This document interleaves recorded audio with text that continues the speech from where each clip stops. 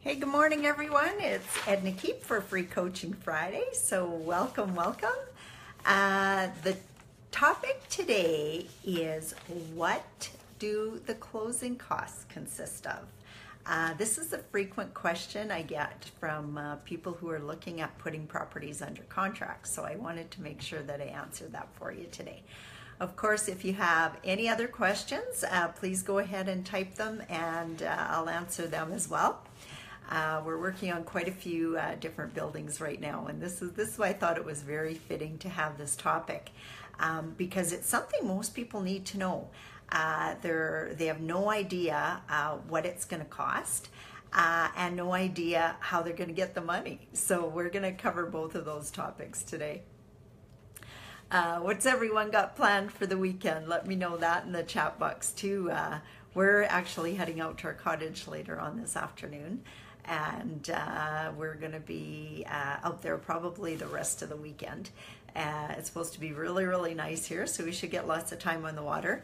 I do have to deliver my youngest daughter to Kettleston Bible Camp because that starts on Sunday. And then we'll spend probably part of the week out at the lake again this week. We were out there last week for part of the week, and it got so hot, and see, I got suntan that we ended up coming home a little bit early because we were all a little bit burnt and needed a break. Anyway, let's get into what closing costs can consist of.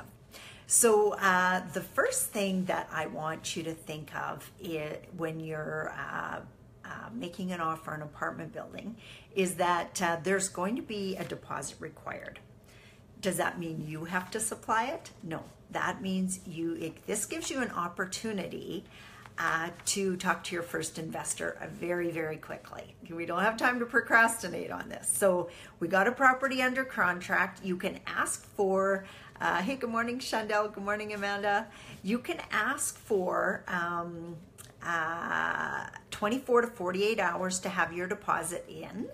And that on an apartment building, say a 12 unit, it's probably going to be about $10,000, maybe a little bit more. Larger units, you could go up to 25. We've actually had sellers ask us to put down $100,000. Now, we don't. I don't think we've ever put down $100,000. The reason we always tell them that, you know what, we're working on other deals constantly. We can't have $100,000 sitting there not doing anything when we could be out making offers on 2 or 3 other buildings. Sometimes we have other buildings even under contract. And you know what, it's nice to share that with the seller too, so he knows that he's not the only dance in town, that you're looking at other buildings as well.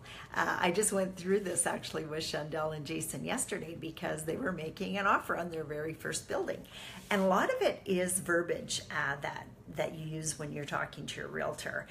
We asked for a vendor take back, and Jason and Chandel got to learn that their realtor wasn't that knowledgeable, and how we could tell is she wrote the offer up not anywhere like we'd asked. But it's interesting to see when she came back and she wrote it at a 90% vendor take back. We thought, oh, well, you know what, let's increase the request for the vendor take back. So we were going to initially ask for 10, and we changed it up to 15. So that comes now with more closing, with the topic next of closing costs. So some of the things that you'll need for closing costs are, of course, your down payment, and or not your down payment, your deposit, because the realtors are going to want that right away. So what you can do is reach out to your first investor, and this is especially true for people who have no cash sitting at the side, or just want to really, really take it all the way through and buy property with none of their own money. You know, now for us, it's kind of a game. We always want to buy it with none of our own money. And what's a great way to do that is to give your first investor a special deal if they jump in with you first. Now, one thing you need to know is the deposit that goes to the realtor sits in place until you do not remove conditions. So If you decide not to go ahead with that building for whatever reason, the inspection didn't pass, the financing didn't get in place, whether that's bank financing or your investors, you get that deposit back as long as you don't remove conditions. Okay, so some of the time frames you're going to, sorry, I got a call coming through there. Some of the time frames you're looking at asking is 60 days at least to remove financing conditions, 60 to 90 because it takes a while, especially if we're looking at using CMHC. So those are good things to get to know. So some of the other costs that will be borne by the buyer during the time frame is lawyer expenses. Again, that doesn't come up until the closing date. So that's something you can worry about later. You should have enough funds raised from your investors sitting at the lawyers that again, there's no money coming out of your pocket, okay? Their expenses will include stuff like searching title, drafting the mortgage documents, getting them ready for you to sign, have you and all your investors come in and sign, land title registration fees. That's something that differs by province, so make sure you check out your province. It's usually a percentage of the value that it's being sold for. A survey certificate if it's required. Costs of mortgage, including the mortgage company's lawyer. Now, keep in mind that what I'm sharing with you is not the same when it's residential. I'm talking commercial here. So I'm talking apartment buildings and even commercial would be more apt to have all this stuff as opposed to residential. So don't get the two mixed up. Remember, 4 and below is residential, 5 and above is commercial. That's what we're talking about today. You will have an appraisal cost that is going to be out of your pocket. You're going to have land title, I think I said that already, land title registration fees. One thing you want to start checking into right away when you get a property under contract is the cost of insurance, because the seller may have listed insurance, and we learned this because we got caught on it. They may have listed their insurance really cheap. I remember one building we bought, it was listed at $2,400. So I put $2,400 in my expense column when I'm analyzing. But because I didn't own near as many buildings as the other guys, I had paid like $5,800. So huge difference. You have to be really aware of that. You want to make sure you get quotes based on you. Now, for some of you that are in my Profit in the Prairies investment group in Regina or in Saskatchewan, you can get a special pricing from Knight Archer. So remember that it more than covers the cost of your membership. For those of you that are buying around other areas in Canada, if you're a REIN member, and I wasn't able to save money on apartment buildings with REIN, that might have changed in the last little while, but with residential, we were able to save up to $75 a month on a house. So that's really, really important. So make sure you check into different stuff like that. So, you know, we own like 15 houses. It more than pays for my annual membership or my monthly membership with REIN, more than pays for it. 2 houses. And my membership is covered. So, you know, don't always be worried about cost out of your pocket, but the cost savings really add up. Like, I actually make money by being a part of the REIN group. So big plug for REIN.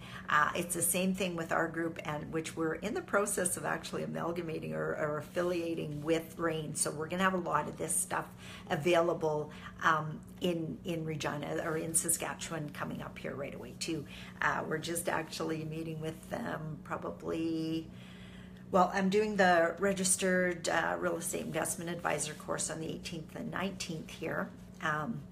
If anybody's interested in that, reach out to me. We've got the price down from $9.95 to $5.95, and we're holding it for 2 days right at my house in July. So, and there's a couple people that originally committed and now have had to back out because of work and different stuff like that. So I do have room for a couple more people if anyone's interested. But anyway, besides that, so insurance, get your insurance quotes. They're going to want to know all the details of your building, so get that out as quick as possible.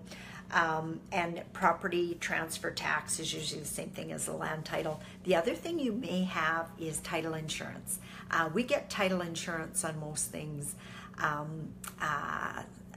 because there's things that it covers that the surveyor's certificate doesn't always catch. And just talk to your lawyer about that because it's long. I don't want to get into all that with you. And in some cases, if it's a newer building, you may have GST. You will also have, when you're dealing with apartment buildings the way that we do, you'll also have costs of putting your joint venture agreement together. Now, anybody who's in my 90 Day to 5K program or my mastermind get access to that joint venture agreement that we've spent money on to get drafted. You can use that, just have your lawyer change it to, a few paragraphs. It's the joint venture agreement. You'll want to send out the blank one to your investors fairly soon so they can review it and take it to their lawyer if they want to review it with their lawyer as well, because sometimes people want to add in stuff just to make it clear. Don't let them change the overall meaning of it, because you want to make sure that that doesn't change. But if they want to just clarify something, that's easy enough too. Closer to possession or on possession, or when you're doing the adjustment documents with the lawyer, he'll look after the property taxes. He'll ask you for a void check so you can set up the property taxes to be paid that way. Another thing closer to possession that you got to look at is setting up your bank account and setting up your corporation, which is again something you work on with your lawyer, and then getting all the utilities into your name. And sometimes if you don't have any experience with having utilities in your name, you will have some extra costs getting the utilities set up too. And then last but not least, remember to put in your acquisition fees. And like I've mentioned before, 1 to 2% depending on how much of the building you're giving up. So if you're keeping larger portions of the building, like with us, we were always keeping 60%, giving away 40, or joint venturing out 40%. So we weren't taking acquisition fees. But a lot of you, money's an issue up front. It was a place where we don't recommend it, basically. We would take, now that we've been in the business 10 years longer, we were adamant about taking the acquisition fees up front and a little bit less ownership. It just makes it more worthwhile, because otherwise the money people are left out, not getting any money for all the work that they've done. So that's a really good thing. So remember that 1 or 2% depending on how much you're giving up in the deal. I do notice I got a couple questions here, so I'm going to go back. Okay. Good morning, Marja. Good morning, Sunil. Sunil's got a property, or working on getting a property under contract right now, so that's exciting as well. Amanda asks, do lawyer expenses vary depending on the value of your property? Yes. The biggest expense that the lawyer will have is the title transfer. And that is directly related to the value of your property. So if you're in doubt of what that's going to be, because like I said, every province is different, talk to your lawyer ahead of time. Say, okay, if I buy a $1 million building, what's the transfer fees? What's going to be my legal cost? Get to know that up front. And you know what? I'm not going to give any prices on here because every single lawyer is different. So shop around. But with that said, don't shop around just for the cheapest person out there. Shop around for somebody who knows how to handle real estate transactions. It makes a difference, because if you're spending all your time training them, not such a good thing to do. So use a lawyer that's used to dealing with commercial properties, used to dealing with joint venture agreements, stuff like that. And if you're dealing in Saskatchewan, Alberta, I have contacts here if you need some names, and there's other people, of course, in the group from other provinces that can help you with people that they've worked with too. Good morning, Keaton. Good morning, Judy. How are you? And Minaj says, how many people are going to be in that course? You know what, Minaj? Right now, I believe we have, well, we had 22 people committed, but I've had a few people that had to back out last minute, some work-related stuff. So I think right now I've got 16 people paid, 2 people paying up in the next couple days, and we do need 20 to have it go, or go at this price, I should say. What we negotiated was, if the regular price is $9.95, if it was under 20 people, the price was $6.95, and because we originally had 20 people commit, they gave it to us at $5.95. So everybody who signed up has paid $5.95, but if I don't get the 20, they're going to come back for the extra $100. So everybody reach out to somebody and see if they want to be involved, because we do really need the 20. And like I said, I think I got 16 now. I got 2 paying this week, so we got room for 2 more. And just so you know, with that course, it is a full online course. You don't have to attend live. You get access to it as soon as all 20 people have paid, not before. And you can study it at your own pace, at your own time. And once you're done, you get your real estate investment advisor certification through RAIN, not before. What some of us are planning on doing is just getting together the 18th and 19th and doing it together. We want to get it done in 2 days. And we know we can do that because that's how they very first did it, was they did it as a 2-day event, I believe, in Toronto. I couldn't make it, so I couldn't do it then. But yeah, so that's what we're doing. Savings of $400. And if you're planning on taking it, you can finish it whenever. If you pay for it by before, well, it was supposed to be by the end of June, but we've had some delays. So if you pay for it right away, we'll put it that way, you get your price locked in, but you can even take it in 6 months. So that's up to you. So hopefully that answers your question. Hey, good morning, Logan. Judy says, I just found out that insurance on a commercial building in BC is very expensive due to earthquake insurance. Ooh, very interesting. And she knows a good lawyer for Alberta and BC. Perfect, Judy. And Chandel says, Judy, where in BC? I need a lawyer as soon as possible. So that's awesome. And Chandel, you know some of the students in the group that are from BC too, so don't be scared to reach out to them. Sherry White, who's somebody who's just joined us from BC, has a lawyer. Who else? Oh, anyway, there's a few names in the 90 Day to 5K where you can reach out to them and ask about a lawyer. And there's some closer to your area too, so don't be scared to ask for your specific area. They're buying in a Soyuz, so anything close to there would work. Okay, perfect. Yeah, I didn't realize that, but you know what? It's interesting, and every place is different. That's why I can't really give you numbers, because it's just different. So you got to do your due diligence on each and every one. I know Manitoba, the title transfer is way more expensive than Saskatchewan. So that's something for you to know too. Hey, good morning, Chris. How are you? So with that, is there any questions about closing costs? Any questions about anything real estate related? I'm here to help you. Don't be scared to ask. This is a good place to ask. And then of course, for those of you in the 90 Day to 5K, noon on Tuesday, we're having another live call.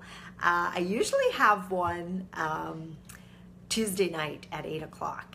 But this Tuesday is my birthday. So I'm actually having a little get together out at my cottage for a few of my friends. So I'm not going to be doing it Tuesday night. I'm going to pick another night, probably Wednesday or Thursday. If it makes a difference for you guys and you have some questions, let me know.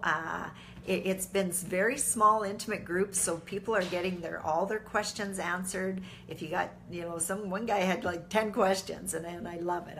Thanks, Judy. I love that, all the questions, because that's how you learn.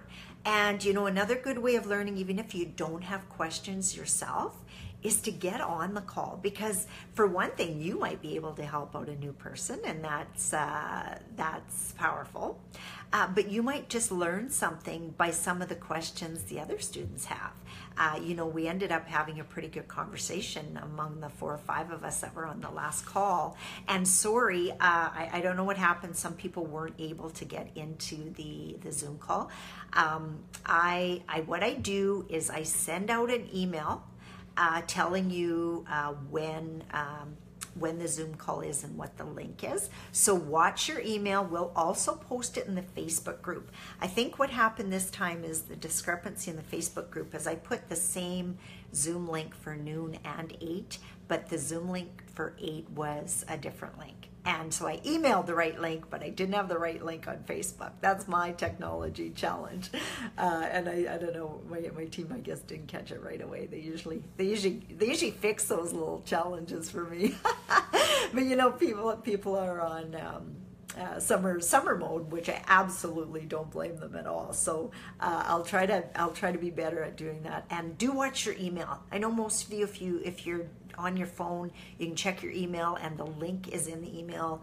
I usually send it out again just before I get on the call, just so that people have the link there, because I know myself, if I'm going on a Zoom call and I got to search for that link, it's such a pain in the butt. And it's not the same link all the time. Each time you set up a new meeting, they give you a different link. So that's, again, learning curves, right? Zoom, by the way, is a great way to meet with people face-to-face, whether it's potential investors or team meetings like this, live Q&A. It's so nice to be able to chat with somebody live. And people, I can see their work in the background. They're calling me from their work, and I love it. It's so cool. They do it on their break, or if they're not too busy, or if they just self-employed and they can just do that. I have people calling in from their cars. Just be cognizant of noise in the background. I know some people call in with their kids in the background. They just mute themselves until it's time for them to talk, and all that is appreciated, of course. And if we hear too much noise in the background, we'll just ask you to mute yourself too.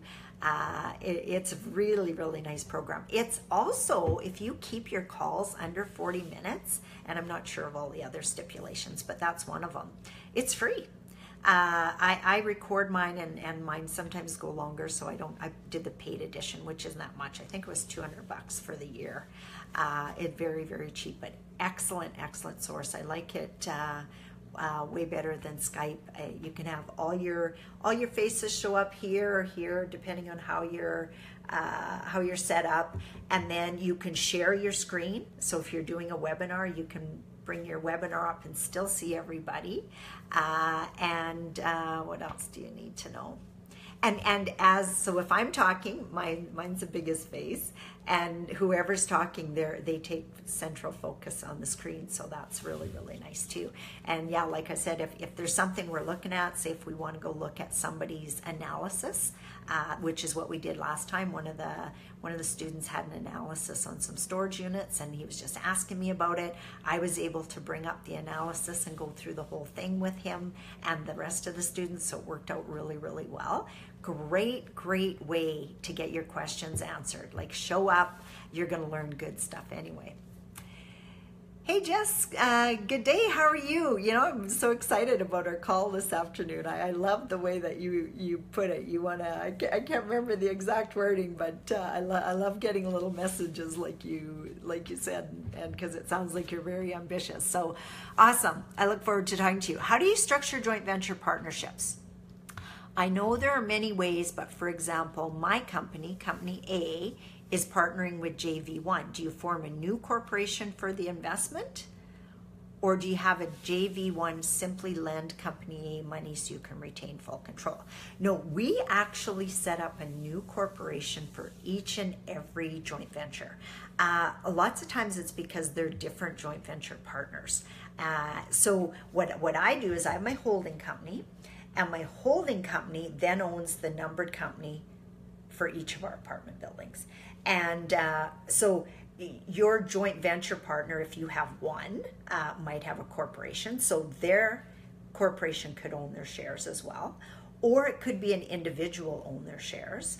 I wouldn't recommend if you don't have a corporation to set up a holding company necessarily if you're only going to buy into one or two buildings.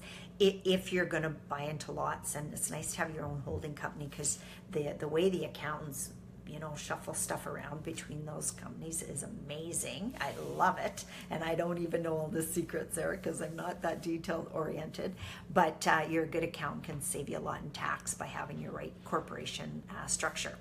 So yes, always, every joint venture we set up has its own corporation, and you do maintain control. So say, for example, and control to a certain extent, I have to say on that, because I did have a client ask me yesterday. He said, how much transparency is involved in your joint ventures? And you know what? We're very transparent. We give quarterly reports to our investors, and what that quarterly report covers is what rent we got in, what expenses, exactly what went through the bank account, not pending stuff, not prepaid stuff, all that kind of stuff, not all that accounting stuff that's sometimes hard to read. It's this came into the bank as rent, this came in as maybe laundry, and this went out, mortgage, taxes, insurance, power, your utilities, service charges, all that's covered. So at the beginning of the month, this was our bank balance. This is how much came in, this is how much went out, this is our bank balance now, this is what we hold in security deposits, this is our bank balance. And we send that out quarterly, and for the ones that are paying out quarterly, we send them, what I do now is I email them the statement, and then we e-transfer the funds. My accountant, my bookkeeper looks after all that now. So Jess, you can ask me a little bit more this afternoon if it wasn't quite clear enough. And the joint venture agreement for an apartment building is very clear on the structure as well.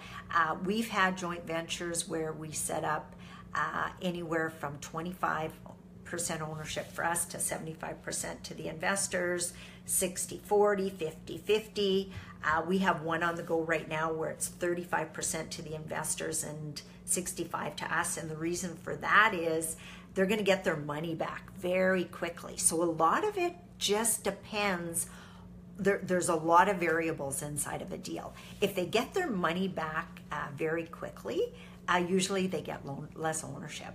If they're in there for 5 to 7 years, then they're usually anywhere from 40 to 60% ownership, the investors, how can I put this? And the transparency's there. And then once a year we meet quarterly at an annual general meeting where we invite every one of the investors to hear about their particular building. So we generally set it up over 1 or 2 days, and right from early morning we'll bang out each apartment building about an hour it takes to go through the reports with them. We usually have a lunch meeting with the larger group, and then we bang off more, and then we have the dinner meeting with everybody. So we go specifics with each apartment building, and we do the general stuff at the dinner where everybody, the more people that are there, the better. And we get really good feedback on those dinners too. Like we have a nice meal, and everyone says, it's so nice to be around like-minded people. And I mean, we don't always have the best of news. So, like this last year, this last AGM, we actually had an apartment building that had 2 cash calls on it, the first time ever. But the investors still want to hear that. They want to know what's going on. And something I'm very, very strong on through my teachings is keep your investors informed. That's how you get them. That's how you keep them. That's how you get referrals from them. And that's how they stay with you for a long, long time. Yes, I'm looking forward to our call too, so that's awesome.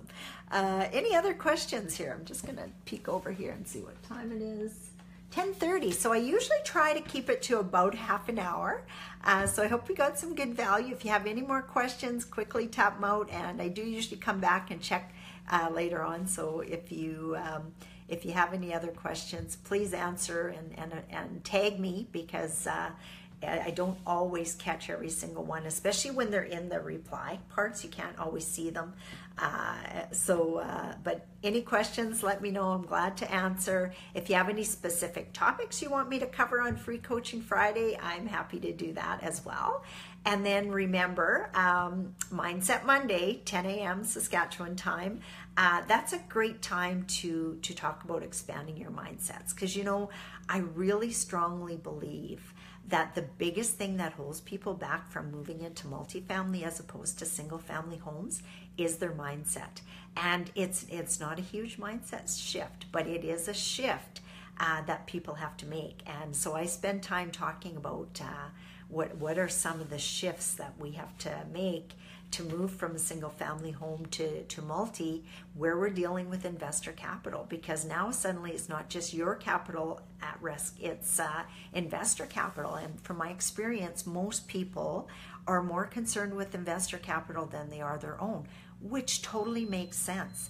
I know we always are. We take more risk with our own money than we ever would with investor money, because we always think, well, you know what, if we lose it, big deal, we can always make it back. But you know what, it's not the case with your investor money, and you should always have that attitude. I know of people who've bought apartment buildings and think, well, I'm rich now, I can just spend like a fool here. Well, you know what, that doesn't work. You need to pay your investors back first. And the only place I've seen people really get in trouble is if they're, well, first of all, not managing the property good, because that can happen. You get in, not enough experience, or things like death, divorce, downsizing, puts a strain on stuff, and your brain's not always working properly. But the other thing too is you need to know what you're doing, and you can't be spending the money coming in at that account. That's for your investors till your investors are paid out, and it goes first and foremost to pay all the bills, and then unfortunately you're last. But if you don't like that, don't get into a joint venture, because you'll just make people unhappy and you won't be able to sustain them anyway. So as long as you're looking after your investor, you'll be able to grow and grow and grow and grow. It's when you don't that all of a sudden people start, causing grief for you. So if you do that right, you'll be happy, they'll be happy, and everybody happy. Okay, well, good day, and I'll talk to you all on Monday. Bye for now.